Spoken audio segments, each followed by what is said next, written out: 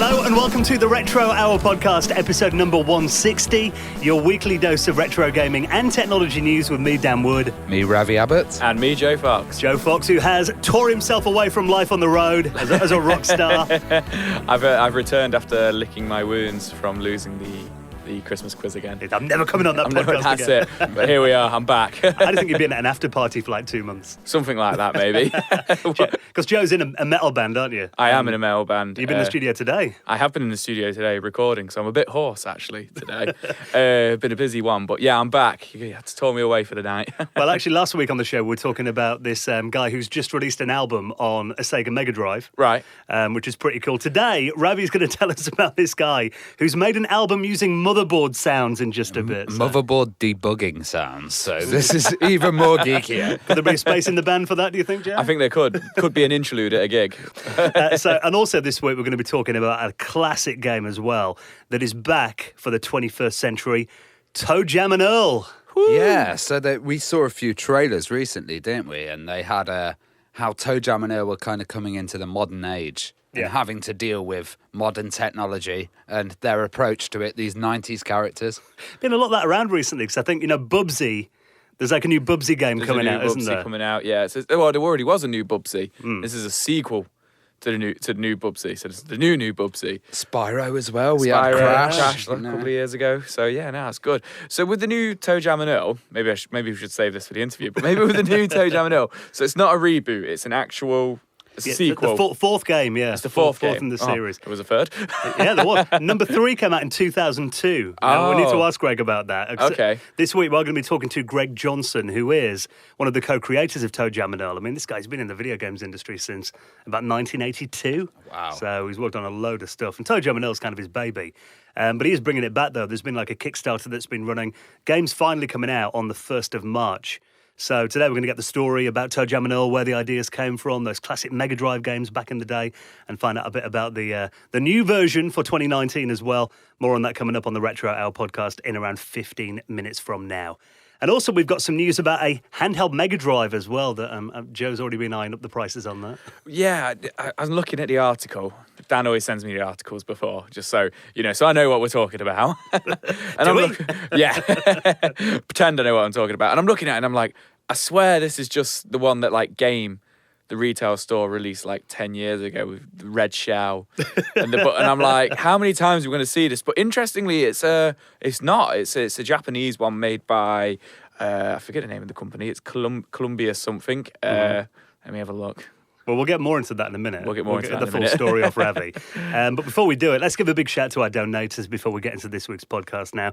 The reason we accept donations on the website is to go into the running of this show. Yeah, and also the running of the website, the kind of us going to events as well, because we're going to be coming to Play Expo as well. We're going to do Manchester this year, London as well. Fantastic stuff. Yeah, we've actually got a phone call when we finish today about a planning meeting for Play Expo in Manchester. It's coming together, and this is going to be.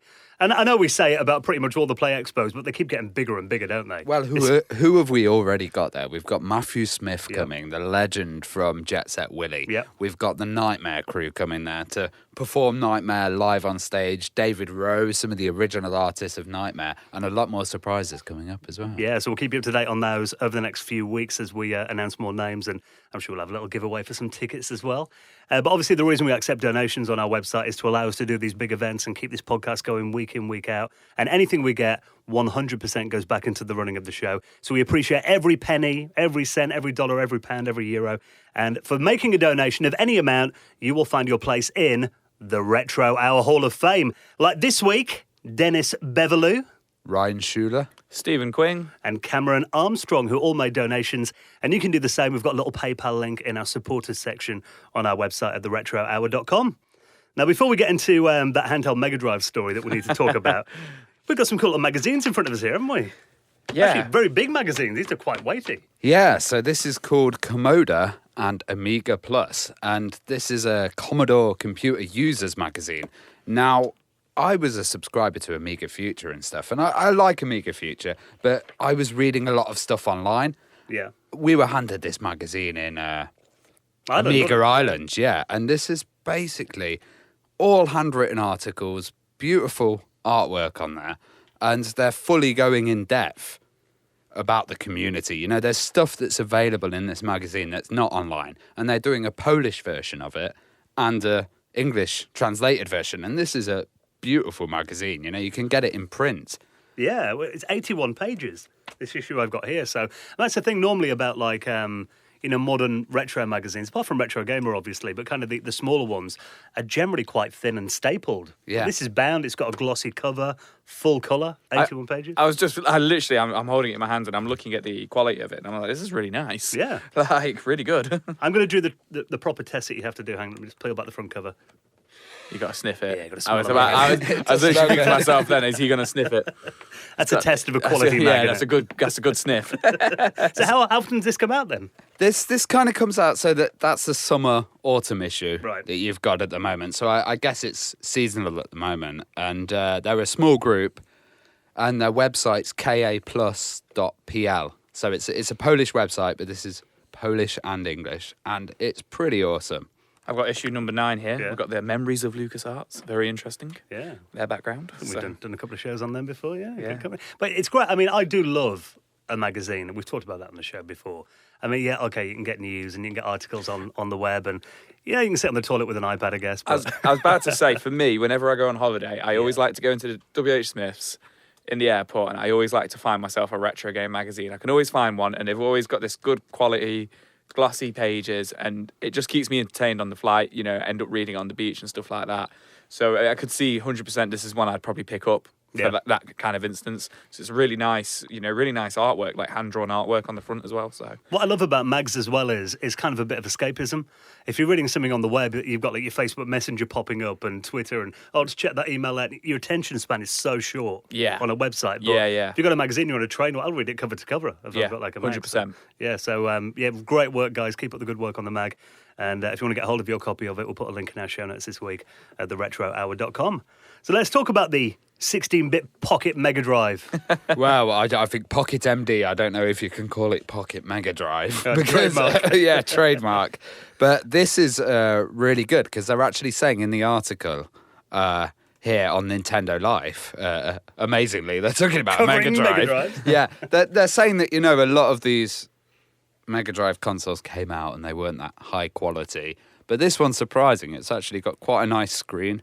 And the D-pad's supposed to be really nice, and it's got 6-button support. They're saying there's still a few problems, though, with the sound emulation, which always seems to be the one. That was the thing I was about to mention, is the sound emulation. It says in the article it's better than some of the clone consoles we've had recently, but it's still not quite what we're after. Yeah, they're saying really. it's the bass. You can never get the bass right on No. Mega Drive emulation. It's weird, though. You'd think like that chip, the Yamaha chip in there, it's like, 1988 that was designed? Yeah. Why is it still so hard to emulate it God 31 knows. years later? God It all knows. seems to be the sticking point, isn't it, the audio? Yeah.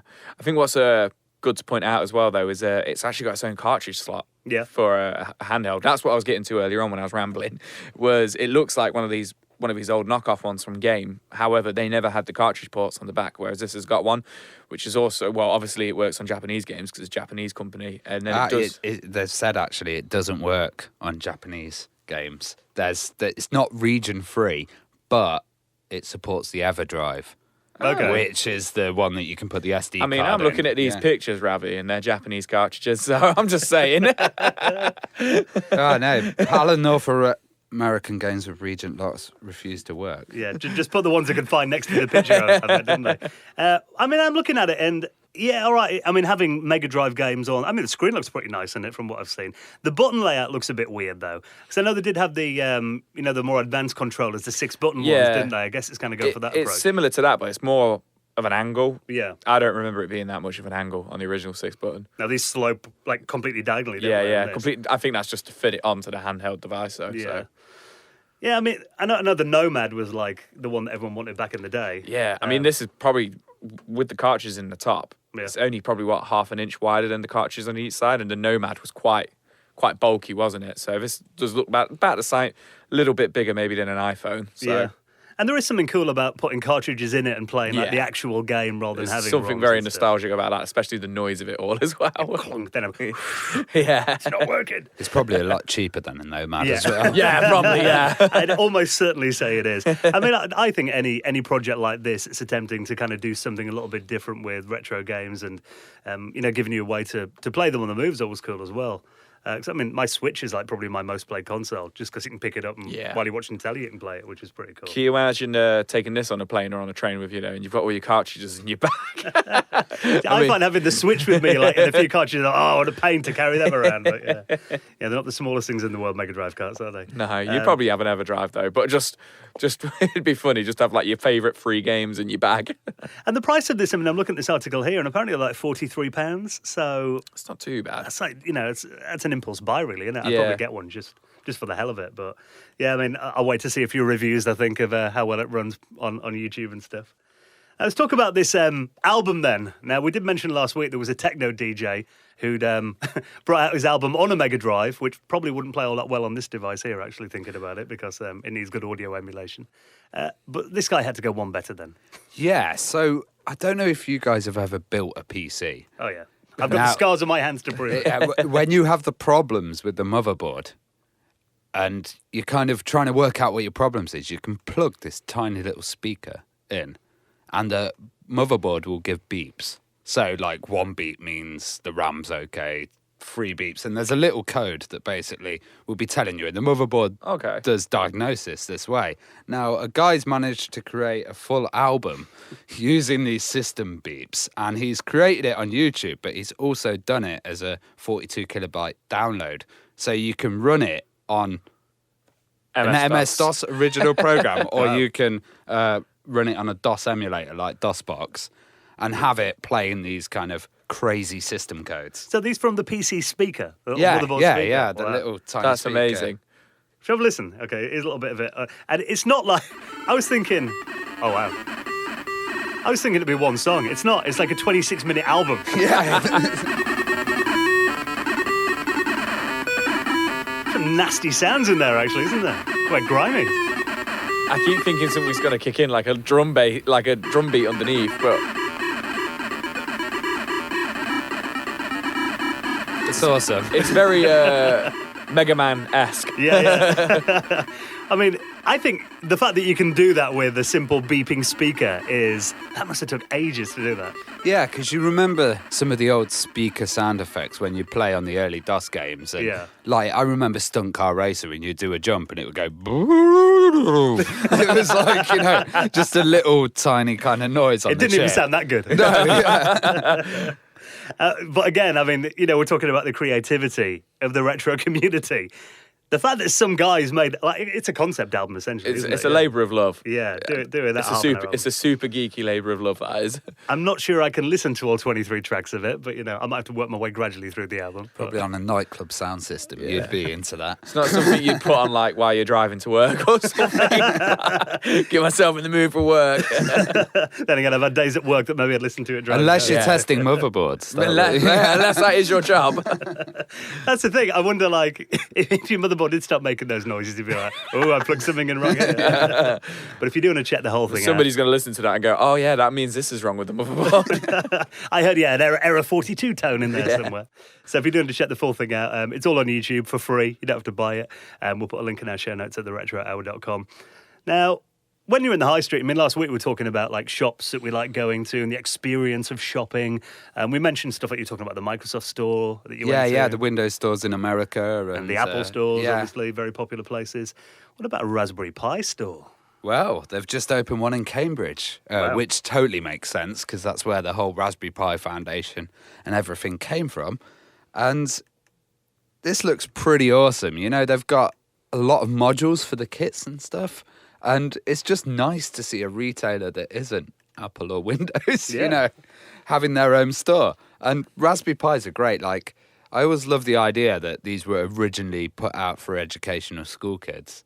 And then everybody else has taken up on them, turned them into all kinds of crazy devices, running them as emulators and stuff. I guess they were never kind of intended to be mass market, were they? They were aimed at just the school kids. I wonder if you walked into the shop and you spoke to one of the staff members, and you're like, right, I want the new Raspberry Pi because I want to illegally emulate all these retro games. I wonder if they'd be like, oh, this one's the best for that kind of thing, or like what they'd actually. Do you know what I mean? Yeah. I wonder if they can't condone that. Wink, wink, nudge, nudge. Yeah. But if you bought this one, I mean, they generally do get behind most uses of it. I mean, running the emulators itself is not illegal, is it? In most cases. Yeah, true. If you've got the ROMs and all that yourself. Yeah. I guess that's the way. I ripped them directly from the cartridges myself. Yeah. Show me a photo to prove you and all this. Yeah. I mean, there is something really special about a store that you can walk into and get hands-on with stuff as well. So I always found that, they bring out a new version of the Raspberry Pi.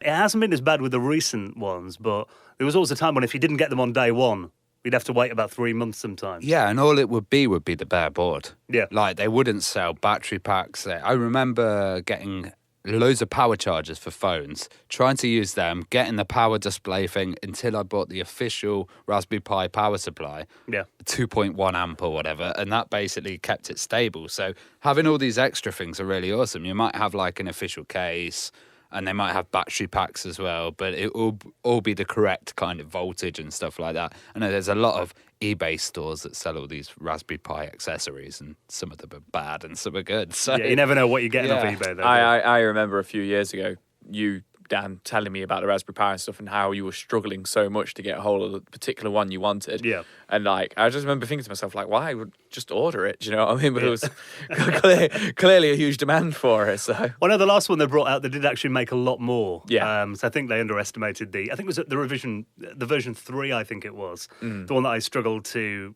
get hold of straight away because it did sell out really quickly. But then when they brought the next one out, the mini one, so they gave it away in a magazine as well, didn't they? That Magpie Raspberry magazine. Pi Zero, that was the really I remember tiny you one. looking for the magazine. I can't remember we were in Manchester or Blackpool, and you were like every newsagent. So like, I'm just gonna pop in here. See, the thing was, the mag was like a £5. I already had a better Raspberry Pi anyway. The fact that it was free, I probably spent about 20 quid on petrol driving around on a Saturday night to try and get that from newsagents. But you remember there'd be all these guys that would like go into WH Smith. I remember my local Asda I went into, and I asked a guy there, I was like, have you got a copy of this month's Magpie?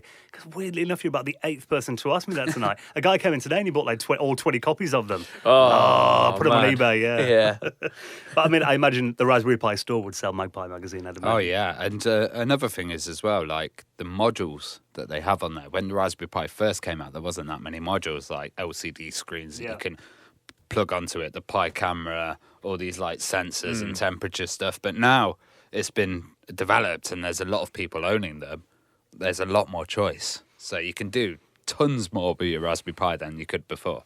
And I wonder with the Raspberry Pi store, I mean, reading, there's only a short article that we've got here on boingboing.net, but I imagine, they will do stuff like the Apple Store do, I imagine, where they do little workshops and that kind of thing. Yeah. Even watching the video, they had like coding corner. Yeah. And stuff like that. So, people could probably come in and learn. Like, I doubt they're going to make that much money off markup off selling Raspberry Pis compared to iPad Pros. It's like... Yeah, I think you probably buy about like 50 Raspberry Pis. Yeah, I think it is more for the community and more to have a shop front for it in Cambridge. Yeah. Well, it essentially becomes a bit of like a user group, I guess, if people are going there and they're learning programming and, what to do with a Raspberry Pi. That's the one thing you always find, and, we've talked about it before, that everyone buys Raspberry Pis, and I've got about 4 or 5 of them, and most of them are like, I'll do something with them, then they're sitting in a drawer doing nothing. I always see threads on forums as well. So I just bought this Raspberry Pi. What can I do with it? And then there's threads and threads. It's always interesting to find out what people are doing.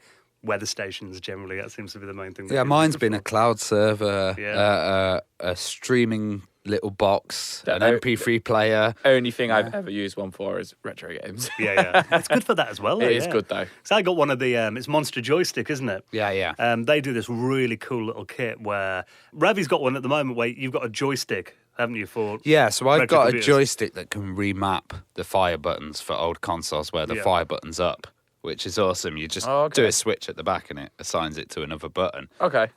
Dan's got one where it's got a Raspberry Pi built in. Yeah, so wow. It's arcade joystick parts. Yeah, Samwa 6 buttons, clicky joystick like you had in the Wow. arcade. But that's the Raspberry Pi. Raspberry Pi goes underneath it, Yeah. connects into the GPIO ports on top.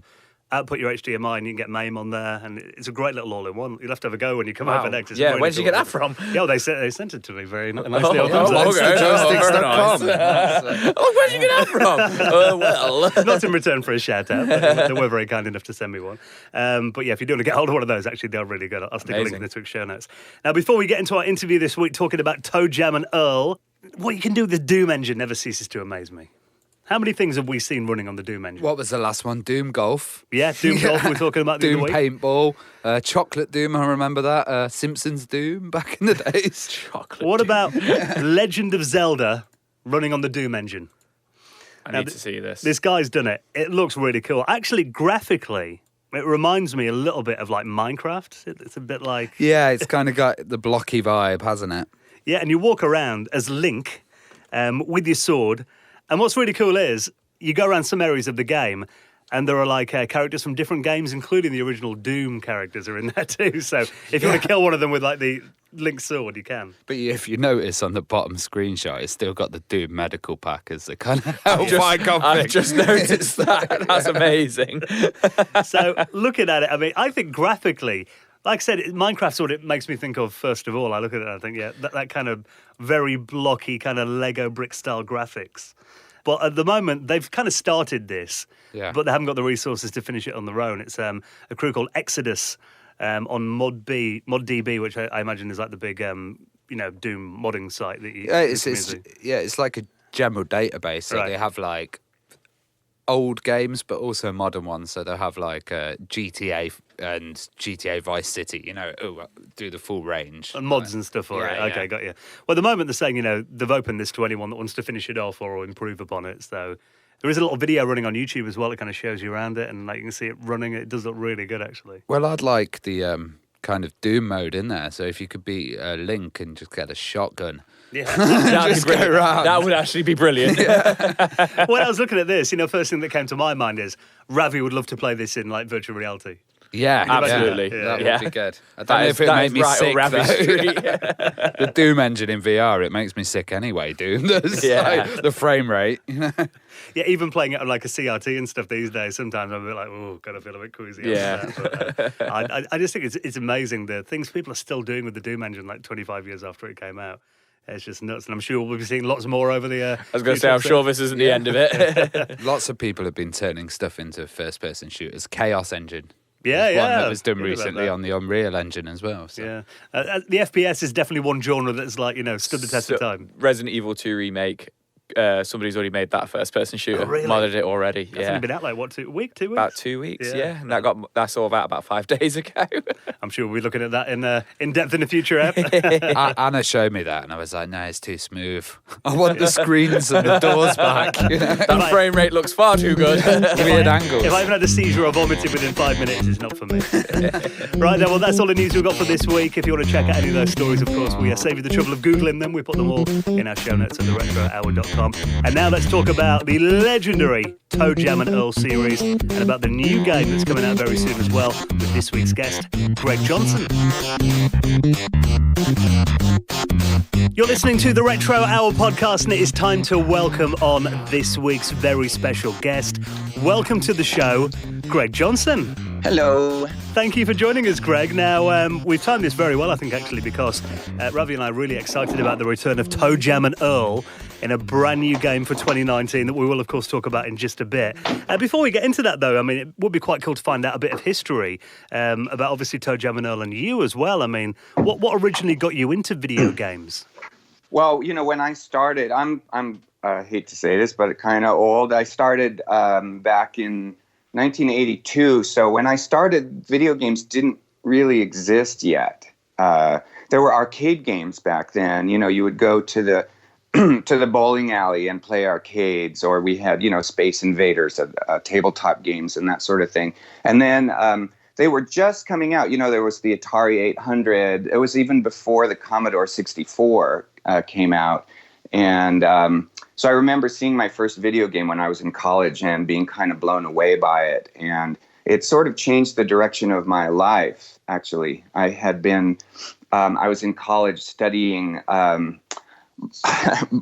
biolinguistics. It was a major I had made up because my plan was to talk to the dolphins and whales, figure out what their secret language was, and then be in the position to be the guy that got called in when the aliens landed. So I'd be talking to them, and that's what I was studying. And then my roommate brought home an Atari 800, and I stood behind him, watched him playing these games, and was like, "Oh my gosh, this is so fun and so cool." And he got involved with a video game, a very early video game with EA, Electronic Arts, that was just getting off the ground. They were like 20 people. And I said, "Oh, can I do that?" Like for the summer, I thought it would be really fun. And so I got involved with my very first game, which was Starflight, one of EA's early games. And then I just kept doing it. Every year I would think, "Oh, I'll just do this for another year and I'll go back to grad school next year." And then I looked up and it was like 35 years later.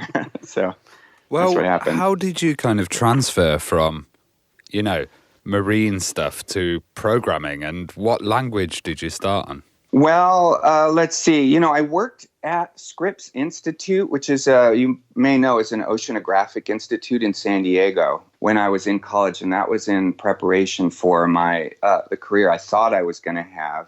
And I was actually coding there in BASIC, which is so funny to think about that now. It's so old. But, I had done a bunch of coding in school, but this was like a self-designed major. I was really interested in language and thinking and what happens in the brain and how we perceive. And I still am fascinated by that stuff. So I ended up, oddly enough, kind of using that stuff in my gaming career, creating aliens to talk to and figuring out systems for how they would speak, and language and personality simulation and all of that kind of stuff. All of the things I had been kind of preparing for in school to do research on, I ended up kind of building in a more playful way. And you'll notice a theme in a lot of my games. There's aliens. If you look at the things I've built and worked on over the years, that keeps popping up again and again. So I guess I've got a bit of an obsession with that. One of the early games around that time, I mean, I did read that you were into Rogue as well, the dungeon crawler game. Yeah, that's right. When I was, my last couple of years of school were at UC San Diego, and I spent many, many nights, late nights up till 3 or 4 in the morning playing Rogue. And that was in the days, when you would play on a mainframe computer and they had all these little rooms you would go into where there was a little, a little desk with a black and white CRT monitor. And I would sit there playing with, in ASCII characters, the little characters. And the whole game, happens in your head, in your imagination, and you're being chased by vampires and zombies and collecting scrolls and potions and all that kind of stuff. But it was all just letters on the screen. But I was completely taken with Rogue. And so no coincidence that ToeJam Earl is essentially Rogue under the hood. And of course, that was in the days when it was Rogue. There were no roguelikes. You just played Rogue. And so ToeJam Earl, I guess, I'm trying to think if there were any other Rogue based games prior to TJ&E. I think we were really one of the first. We came out before Diablo did. Diablo was probably the biggest main other game that started the roguelike genre, but we came out a few years before that. I think, I think Gauntlet preceded us, but I don't know if that was an arcade game back then. It wasn't like a console game, and so they may lay claim to the first roguelike. Well, talking about your early games, I mean, Starflight, that was the first game that you did. I mean, what was the story behind Starflight then? How did that game get started, and what did you want to achieve on that? So none of us knew how to make a game in those days. Nobody really did. We were all sort of making it up as we went along. None of us had ever built a game before, and even EA, they had done a few games preceding us. For example, one of the games that came before us was Archon, done by a really good friend of mine, Paul Ritchie. So Paul was at EA before me, and he was kind of like my mentor. I didn't know what I was doing, and I remember he said to me one day, "Okay, we'll get a big piece of paper, and I want you to write down everything that happens in the game all over the floor on this big piece of paper and connect it with lines and create kind of a network of, if you do this, then that happens. If you do this, then that happens. And he said, and work backwards. Start at the end and then work backwards. So that was my assignment from Paul, and he was kind of like my Yoda. I would go running to Paul every time. I was like, okay, Paul, now I'm confused. What should I do? And I did that. I made a huge sheet of paper for Starflight, and that mapped out all of the causality of the game. And and we just we kind of made it up as we went along. The game was almost canceled at least 4 or 5 times. We were always right on the edge. It took us 3.5 years, I think, to make that game. But we had very high ideals. It was based very much on my obsession with Star Trek, and I was also in those days big into Jack Vance. I don't know if you've read any Jack Vance, but he's very erudite and very funny, and he does all of this crazy cultural personality stuff. And so I was really into that, and so all the alien races had all of these weird personalities, and every one of them was kind of a satire on a persona of a character. So I had a lot of fun creating a universe of just weird caricatures of people in the form of all these different alien races. I could ramble on a lot about it. I'm not sure what you want me to say about it, but it was a very pivotal experience for me in my life as my first major game, and there was a lot of interesting characters on the team too, very unusual people who I'm still in contact with, the whole team today. Well, you mentioned there that EA was really small at the time. What was it kind of like during those early days? Oh, yeah. Well, there was, Trip Hawkins and Bing Gordon and Stuart Bond. Those were the guys running EA. They were young and idealistic. They had this idea that they wanted to promote the artists over the games, and they had this kind of like the entertainment, the music industry. They wanted to make sort of rock stars out of the artists. And you might have you seen any of those old photos with EA artists like in the black turtleneck shirts, and they're kind of so funny and so dated looking at that stuff now. But that was their concept, and the artists, of course, all the developers were very into that idea, and it was a very tight-knit community too. I don't know if you know this, but the Game Developers Conference actually started with the EA conference that we had every year, once a year, and we'd get together with, I don't know how many it was, maybe it started about 15 or 20 developers, and it grew very slowly to 30 or 40 developers, and we would get together and just talk about the games we were doing. And I remember just being young and so excited about the day I would get to stand up there and have a finished game and talk to those developers about what I was doing. And Bill Budge and Danny Bunton and John Freeman and Ray Toby, all these developers from those days who I just had so much respect for. And, everybody was experimenting. We were all just sharing kind of what our discoveries were, and is so different than going to GDC these days, which is like going to E3, You're lucky if you see anybody you know. I think you made an interesting point there as well, because I think maybe EA don't quite get the credit they deserve for how far they kind of pushed graphics forward back in the 80s. I know their big product was Deluxe Paint, wasn't it? And that was kind of like industry standard in games for many years, wasn't it? Oh, yeah. I don't know if you were mentioning that just coincidentally or not, but yeah, I was, I worked on Deluxe Paint in those early days, and it was a blast. Yeah, I was one of the artists that sat in the back room at EA. And it was so funny because in those days, that was before anybody realized that you can have actual real artists doing art. It was all just pixel pushing. And they were like, hey, can you draw? And I was like, maybe, kind of. And they said, okay, we need some art for Deluxe Paint. Sit down here and give us some artwork. And so me and my wife at that time were the two primary artists for that program. And that was actually prior even to me, doing a lot of development. I guess I had done Starflight before that, but it was some good memories.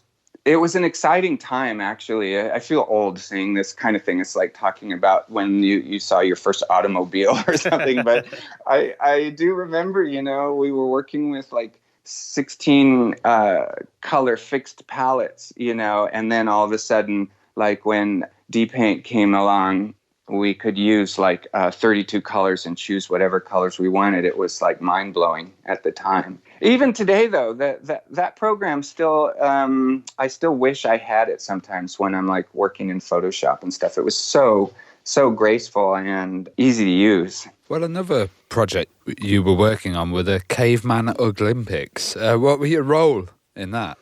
Oh, wow, you did your homework. That's that's good. Yeah, I was the designer on that one, and I worked with kind of remotely with a group in Eugene, Oregon called Dynamics. Yeah, I think it was Bing Gordon that came to me and said, "Hey, we want you to do another game. What would you think about like a Caveman Olympics game?" I said, "Yeah, that sounds like a lot of fun." And it was a crazy game. It was a multiplayer game that came out on the Commodore 64, and you would compete trying to make a fire and bash each other on the head with your sticks as you were making your fire. Or, there was the clubbing event where you tried to club each other over the head. There's a lot of that kind of stuff. Or the pole vault over a dinosaur. My friend Sean had that. We used to play it when we were kids. He had it in his Commodore 64. I think we destroyed. No kidding. We destroyed about 6 joysticks playing that game, I think. Yeah, that's right. Oh, the event where you were being chased by a saber-toothed tiger and you had to rock your joystick back and forth as fast as you could. I think that broke a lot of joysticks. It's pretty funny. But that was a lot of fun. I got to fly back and forth to Eugene and work with the folks up there. They were a super great group. And what? One thing though that's kind of funny, they did. If you look at the box of Caveman Olympics and you see the photos of the developers, since they were all in Eugene and I was down in the Bay Area, they said to me, "Okay, we're going to do photos for the box, and we're all going to look like cavemen. So take a picture like that of yourself and send it to us." So, of course, I just did, and I looked like a caveman. And then when the box came out, I looked at it, and nobody else had done it. They were all just sitting there smiling. I was the only one looking like a caveman. I was like, "Oh, thanks, guys."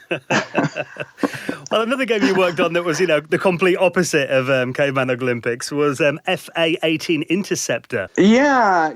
I didn't do a whole lot on that, actually. That was when I was still pretending to be an artist, and I just did the cockpit art for that and some other bits and pieces for that. But it was fun. I enjoyed that a lot. Yeah, just very nostalgic those days, sitting in a room playing music and doing art. I couldn't imagine getting away with that now. There's so many really, really good artists in the industry, like real actual artists. Well, let's get on to your most famous characters. How did you come up with the characters of ToeJam and Earl? I don't know is the honest to gosh answer to that. They just sort of popped into my head one day. I had been undergoing a lot of stress, not all bad stress, but making Starflight 1 and 2, they were kind of exhausting games, sort of big, epic role-playing adventure games. And ToeJam and Earl came kind of after that. And so I guess it wasn't too surprised that I still had aliens in my subconscious. And I've told this story a few times, but it's because it's the truth. I woke up one night, right in the middle of the night, and I was having a dream, and I had this conversation with these 2 funky aliens from the hood talking in my head, and I scribbled it down and then went back to sleep. That's sort of what they had said. And then the next day I was looking at that, and I just was doodling, and I doodled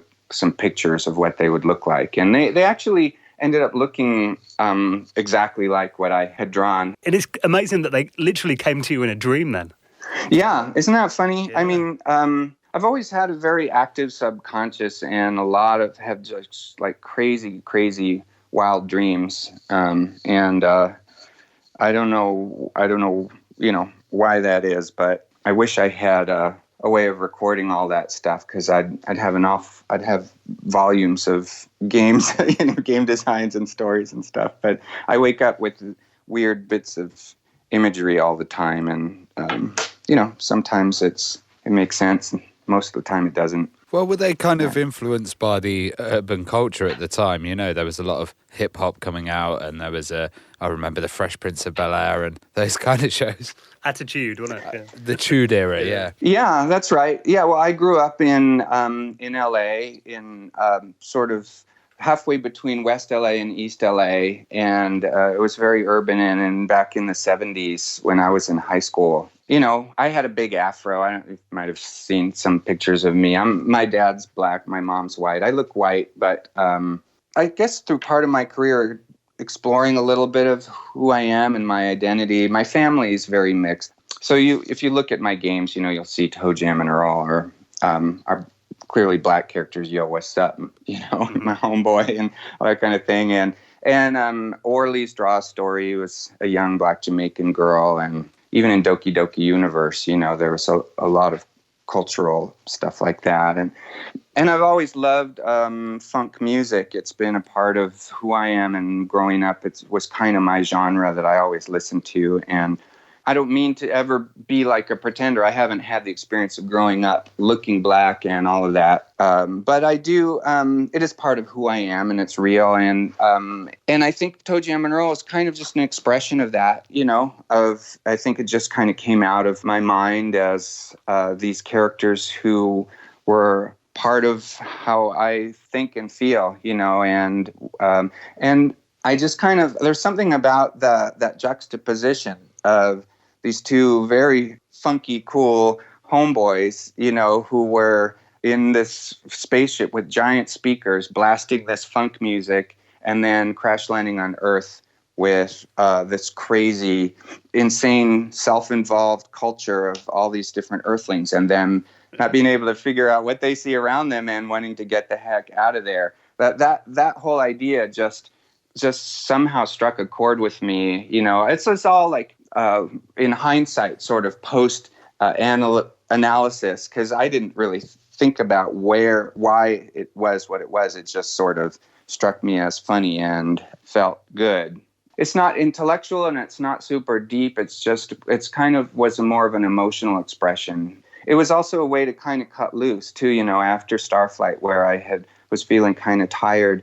I wanted to do a game that would just be fun and would be lighthearted, and let me crank the music in the office. And my partner who made that game with me, Mark Vorsanger, when I described the concept to him, both of the game itself and of kind of what I wanted going forward with that sort of lighter vibe, and just to have fun and to do something that was silly and that would let us laugh. And also part of that was making a game that would be cooperative, that we could enjoy making together because we could play it. And that's partly why it was going to be a random game, so that we could play it over and over again as we were building it and enjoy the process. Mark was really into all of that. He was like, this sounds like a blast.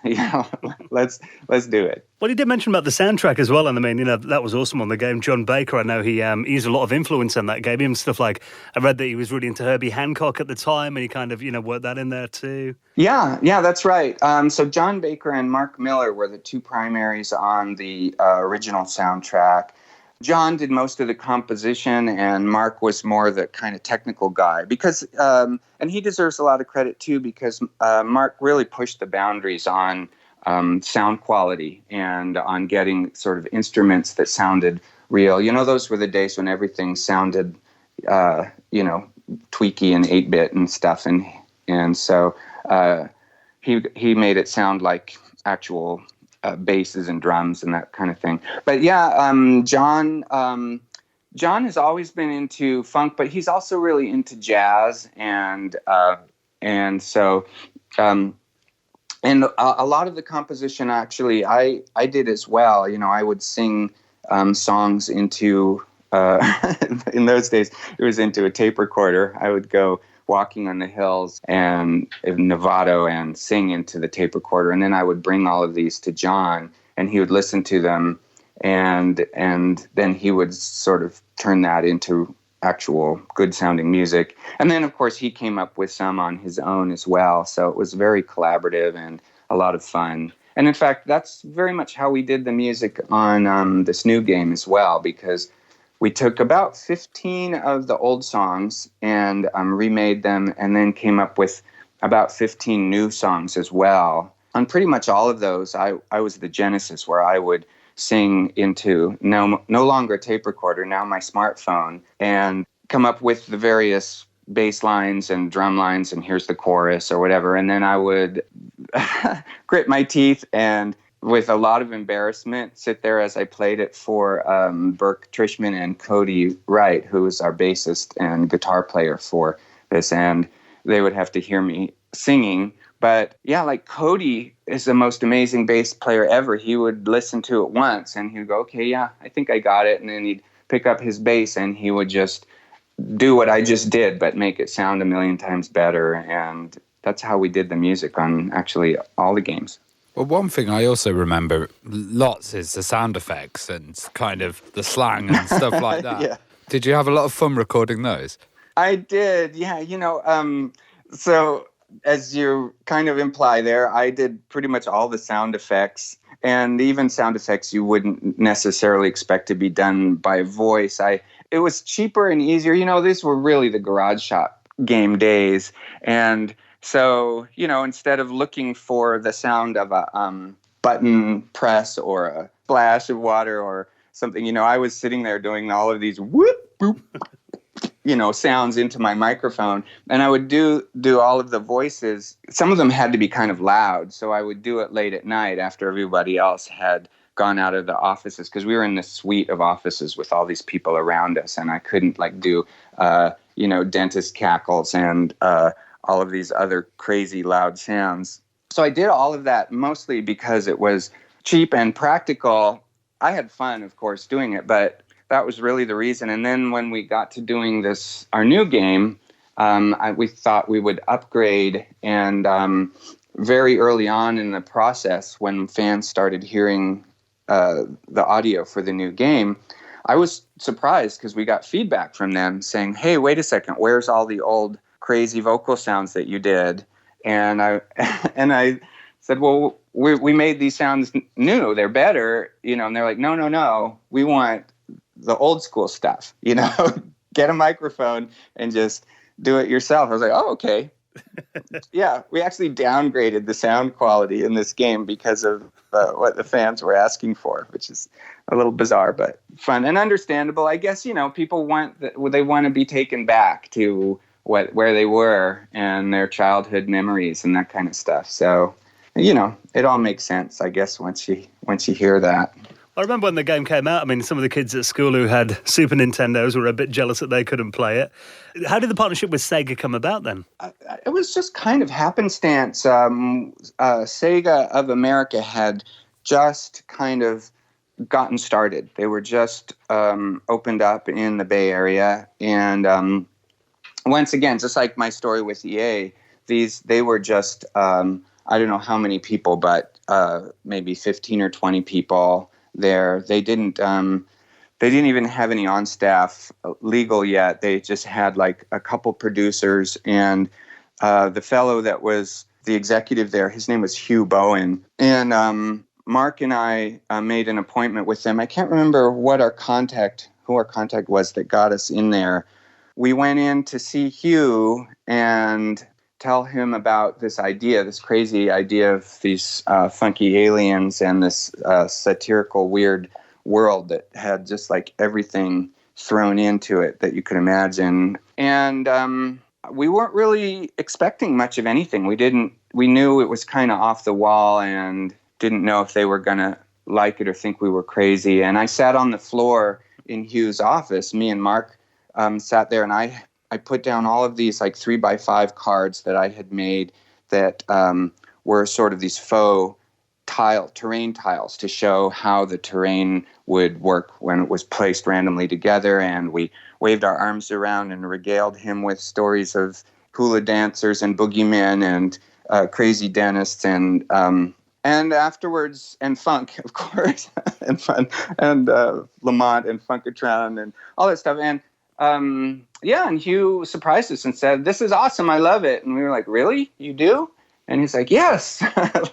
So even for a while, we thought that we might be the mascot characters for Sega because Hugh loved it so much. And then he got us a producer, Scott Burfield, who also just loved the whole concept. And they were championing us being, Sega's Mario. And we thought we were going to be in that spot. And then a while later, we got word, that Sega of Japan had nixed that idea, and basically we had been ousted by this little angry blue hedgehog. And so I remember your game came out really close to Sonic, didn't it? There's only a couple of months between ToeJam Earl and the first Sonic game. Yeah, I'm actually not even sure about the timing of that. It was right around the same time, and I can't remember which one hit first, so you'll know probably better than I do. But yeah, we were feeling like Sonic was our competitor, like he had bumped us out of the chair that we were all excited about being in. And I was all pissy about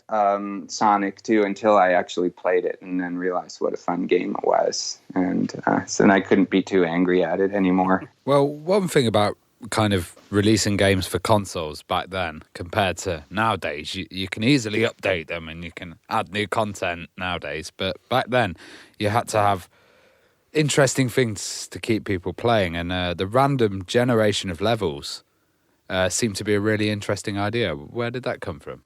Yeah, I'd love to take full credit for that and bask in my own glory. Unfortunately, the truth is, that's just a straight ripoff of Rogue. And, I can take credit for some of the things. Instead of going down in the dungeon, I flipped it upside down so that you were going up. And that allowed us to do some fun things like having you fall off of levels. And of course, doing making it into a multiplayer game and doing the dynamic split screen and all of that was original to ToeJam and Earl. But the randomness was and still is something I love in games just in general. It goes kind of hand in hand with another very old school game concept, which was permadeath, where you actually died in the game. Yeah. And it was so funny, when we were doing ToeJam and Earl 3, Mission to Earth, Sega's representatives, there was Visual Concepts, they were sort of acting as Sega's reps. They came to me and said, "Hey, we don't want you to do stacked levels anymore. We want a hub structure for this game and no more permadeath." And I was like, "Really? That's not ToeJam and Earl." And they said, "Well, that's what we want. Those things are old school and they're out. Players don't want that anymore." So I did the dumb thing and I caved and I said, "Okay, we'll do what you want. It's your money." And after I did that and we released the game, I was looking at it and I realized, it completely doesn't work anymore, because the whole idea of dying and then starting over again, but you're starting over again in a random game and that you don't know, those two things go hand in hand, right? Very clearly. That was one of the biggest regrets I had about ToeJam and Earl 3 was that you play it once and you feel like you're done. The whole roguelike quality of playing it over and over again and seeing how far you can get each time. That is what that's at the heart of Rogue and a roguelike. We'd kind of done some major dirt to that concept. Well, even with the second game, Panic on Funkatron, did Sega have much influence on the design decisions of the second game, and did that kind of change much over time? Yeah, well, I bet you know the answer to that question already, but I'm happy to answer it for everybody. So yes, the answer is yes. We were going to do a sequel to Game 1. We had gotten about 3 or 4 months into building a sequel that was very much like Game 1, and we had done some new things, like we'd added, I remember ice and like swampy mud terrain, and we'd added caves and houses that you could go inside, and a few new elements. And Sega's marketing department came to us and said, "Hey guys, the game's not selling as well as we had hoped. We don't really know how to market this kind of game. It's sort of an outlier. What we do know how to market is games with big characters that are side-scrolling with lots of action. Would you guys be willing to switch over and make a game like that for us. And, we were young and we didn't. It's hard to say no to your publisher. You want to keep a good relationship and make them happy. And so, we asked a few questions like, are you guys really sure that's what you want? And they said yes. So we took what we had built up to that point and we put it on the shelf, and we applied ourselves to trying to figure out how on earth to keep the spirit of exploration that was ToeJam and Earl and transfer that into a side-scrolling game. So, yeah, that's what happened. They kind of made us jump tracks to that whole new approach. And in retrospect, I think to whatever extent they ever think about this, the folks at Sega would probably agree that it wasn't the smartest decision from a marketing perspective. It really confused our fan base. And I think we created a great game, and a lot of people our fan base is even kind of split. A lot of people who played the second game before they played the first game prefer that. I've found that it tends to depend mostly on which game people come to first. But, it's a weird way to do a sequel, something that's so completely different. And I think it just mainly confused people. Well, I know before you mentioned ToeJam Earl 3 Mission to Earth, I mean, that came out quite a long time later.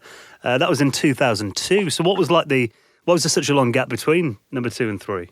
Oh, well, I have, ever since ToeJam and Earl came out, I have periodically approached publishers every few years. You get your head down building some game, and it takes a couple years, and then once that's done, you have an opportunity to, do pitches and try to get another game off the ground. And you have kind of a narrow window of time where, because you need to survive and get something going.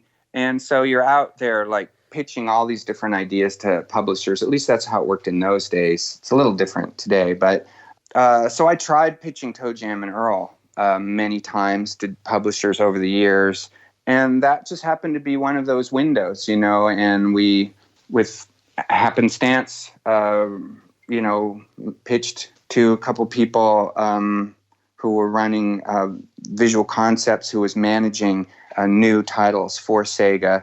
And and they liked the idea, or so we thought at the time. Like I said, they ended up wanting us to kind of change direction when we were about 8 or 9 months away from release, is when they came to me and said, we want some big changes to the title. But we thought we were going to be building a much more direct and true sequel to Game 1 when we started that project, and it just didn't end up being that way. I know it did receive quite a mixed reaction when it came out. Some people really liked it, but I know some people didn't. I mean, was that a bit disappointing? Yeah, it definitely was. There was a number of factors with that game that kept it from really achieving what I had hoped. One of them, and the main one, probably was all of the changes that we made to the game. Like I said, a hub structure and no permadeath, and they had us do a lot of things like, they said we want bosses and keys and unlockables and mini games and all of the things that the games at the time that were doing really well had, and we didn't have. But another factor was we came out on the Xbox because, the Dreamcast got killed, and we were pretty bummed about that. And we had actually built Network Play into the Dreamcast version, and then when we switched over to the Xbox, that got shelved and didn't end up making the crossover. And then I had really wanted us to come out for, I think it was the GameCube, and I can't remember if it was the PS1 or the PS2 at the time. But it was just like 2002 when we released. But the Xbox, we thought we'd release first on that because it was easier to port to the Xbox. And then, but that was a very hardcore audience at the time, a real hardcore shooter audience. And Microsoft wanted to broaden their market base and reach out to the softer gamers. And that's not a great place for a title to be. So it kind of died on the vine there before we could get onto the other platforms that would let us reach the other audiences. So I think it was partly a factor of the game itself and partly a factor of the audience that we reached. And a lot of the reviews were done by Xbox reviewers who were hardcore gamers in the extreme. And so, we just didn't really gel with them. They didn't get what we were doing. So, but actually, in retrospect too, I'm always glad looking back. Things work out for the best. I really believe that, and I think even if we had stayed on the track we were on, we looking at the game we would have made, it wouldn't have been as faithful of a retro remake, like a tribute to the original game as what we've just made is. It's we were sort of obsessed with 3D at the time. It was in the year 2000 that was a new thing, and so we kind of went too far down that path. And when I look at that game now, it's not a real true visually. It doesn't really. It doesn't take you back to that original experience in the way that Back in the Groove does. Well, let's talk about Back in the Groove then. I mean, 17 years after Mission to Earth came out, which I can't believe it's been that long, ToeJam and Earl are back in their new game, Back in the Groove then. So why was it the right time to bring these characters back now? You never know it's the right time until the game is actually out and you can see if it's successful or not. So I actually don't know that yet, but we're getting very close. As you probably know, we release on March 1st, and so we'll find out soon if it's the right time. As to why I decided to just take the leap now, it was a combination of factors, really. Partly, I had finished up my other games, and the last game I did was Doki Doki Universe for Sony, first-party title. And was trying to figure out what I wanted to get into next. And I got kind of bombarded by fans who, we talked about this just very briefly right before our call, right? The whole retro movement and what a resurgence there has been and is what's still going on. And so I've been looking at that, and a lot of fans have been looking at what was happening with crowdfunding and all of the retro titles that were coming back, and everybody, I can't tell you the number of emails I got and looking on forums and boards and stuff of hey, where is ToeJam and Earl? Why aren't we seeing that? And then the thing that really tipped me over the edge was an article that was by a guy named Tom McShay, and I think it was GameSpot. I apologize to whomever if I'm wrong about that, but the article was titled "Now is the time for a new ToeJam and Earl," and it was kind of funny. It was sort of there I am looking at the sky saying, "Give me a sign, give me a sign," and then I look down and there's the title of this article, and so that I guess I'm not so thick that I'll miss that one. So that was really literally what tipped me over the edge. And I thought, okay, let's just give this a shot. And publishers and investors had told me that they thought the property was dead and too old to make a comeback. And, and like you said, Game 3 had kind of done us some dirt in terms of perception out there. And so we thought we'd run the crowdfunding just as sort of a litmus test to see. And if we couldn't get over the bar, then we would know that it wasn't really what people wanted. And we were sweating it too. It was right up until the very end. I'm sure you get a big spike at the beginning of those campaigns, and then it kind of levels out, and you have to bite your nails and sweat and figure out what else you could do that you're not doing. And then right at the very end, the last few days, it spikes again. And so, yeah, we had a 400K ask, and we came in at just over 500. So that got us off the ground. So ToeJam and Earl are in the modern era now. How did you kind of approach this with the game? Because we've seen from the trailer, it looks quite hilarious. Yeah. Well, good. I'm glad you feel that way. That's a good sign if you're feeling like the trailer looks like fun. And yeah, hilarious. I think that's a really good choice of word as well. Sometimes people ask me what I care most about or hope for most with the new game. And I usually answer with, whatever pops into my head. But one of the things that pops in most often is saying laughter for people. One of the things I really value about the gaming experience that ToeJam and Earl offers and that I hope for is for people to just completely de-stress and enjoy time together, laughing and screaming and being surprised and delighted. And so there's a lot of that. That's a lot of what we focused on in this game. And you can't make a funny game unless you're having fun yourself. If you're sitting there at your desk giggling and laughing, or going to your cohorts and saying, hey guys, check this out, and feeling like, oh, we can't put that in the game, well, that's too crazy, and then people going, oh, why not, then you're kind of on the right path. I have seen people, I've been in boardrooms before with very serious people saying, okay, we need to make a game with humor.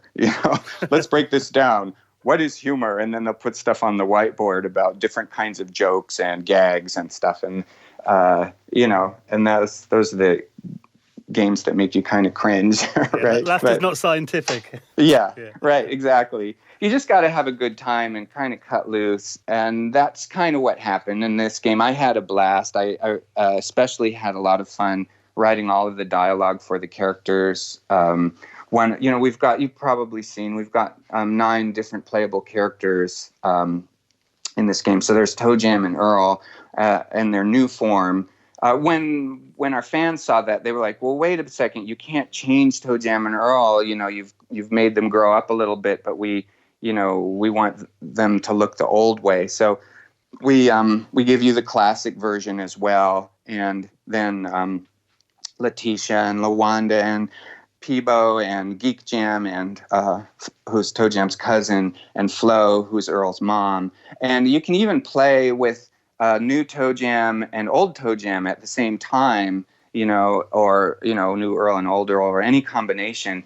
And they all say different things to each other when they're together. So it's really fun and funny to have like the new TJ and the old TJ, because they're kind of confused about the fact that they look so similar, and they even kind of clue into the fact that one of them is the older version of the other one, and they have this kind of competitiveness thing going where they sort of take digs at each other and stuff. And so anyway, I had a lot of fun with the characters and the personalities, and we also had a lot of fun creating situations that would make players want to be mischievous with each other and playful, because that's where laughter really happens, is when people are playful with each other and surprise each other. So we did things like there's this awesome present called the special delivery present in there, and there's a whole class of presents that only turn on when you're playing multiplayer, and this present allows you to, when you open it, the next present you open after that, it asks you to select a present, and then you get to select the other player you want to send it to, and then they get a message wherever they are. They could be on a completely different level. It says special delivery, and then they get that whatever present you open happens to them. So you can totally help them out. You can heal them with organic food, or you can give them a protection bubble, or give them Icarus wings, or whatever wonderful thing you want to bestow upon them. But you can also be a total jerk, and you can do an expel presents on them, and all their presents go boof and fly out all around them, all over the ground. Or you can give them rocket skates when they're standing at the edge of a ledge, and they'll go flying off. Or you can even be a total evil person and give them a total bummer and cause them to explode. Or there's a burning up present, which basically turns you on fire. It's kind of awful, but it's pretty funny too. And you you can't stop running, and you're like flaming, and you have to find some water or jump off a level to put yourself out. You just know they're going to be the most popular ones there, don't you? Yeah, that's right. Those presents are just so fun to watch people play, and people's personalities really come out too. We have one guy in our office, one of our engineers, his name is Co. He's got a real like devilish streak. You can almost see his like little horns and tail and stuff when he's playing, and he's always looking for ways to, he'll do an expel presence on you and then put on high tops and come racing up and steal all your presents as they're lying on the ground around you and stuff like that. All kinds of devilish combinations of things that we never even thought of, but that's one of the fun of this game, is that you can use all of your powers and presence in different, very creatively in different combinations. And what already excites me about the game is as well that it sounds like you've now made a game that you wanted to make without all the external interference. Yes, very much so. And I got to thank the universe for that. I also should give a shout out to Adult Swim. They were our publisher for a while. They were great. They were very hands off and they were actually fans. Our producer, CJ, he was a backer of ours, on Kickstarter before they even picked up our game. So he was very much our guardian and was like, make the game you want to make. That's what this is all about. I'm so excited. It's been a wonderful aspect of this project because it is the game I've been wanting to make for forever, ever since the original game, and have been trying to make the sequel. So this is it. This is what I've been trying to get back to. So I can't wait for people to play it. I really do think there will be a lot of people who didn't get Game 1 who sat down at it, who were like Halo fans or whatever, and were just like, what is this? I'm just wandering around. And there'll be those people still, with this game. But for the people that either loved the original game or were inclined to love that sort of thing and would have, I think this is going to really hit the spot and put smiles on people's faces. Well, ToeJam Earl Back in the Groove comes out on March the 1st on PS4, Xbox and Switch. I've seen I love the fact it's coming out on Switch because that's my main console at the moment, the Switch. So I'm really pleased to see that. Yeah, I know. Same here. But it's a great machine. Well, we'll put a link to the website in our show notes as well if people want to check out the trailers and everything. Greg, it's been wonderful getting your stories and the history of ToeJam Earl. And best of luck with the new game as well. We can't wait to play it. Yeah, thank you so much for letting me ramble. I appreciate that. And enjoy, I hope I get to hear from you after you've played. I'm Greg at humannaturestudios.com. So drop me a line, and it's true for anybody that is hearing this. Just tell me what you think. I'd love to hear. That's what this is all for, so it's fun to hear people if they're enjoying the game. Amazing. Well, Greg, Thank you. It's been a pleasure talking to you. Thank you. Thank you.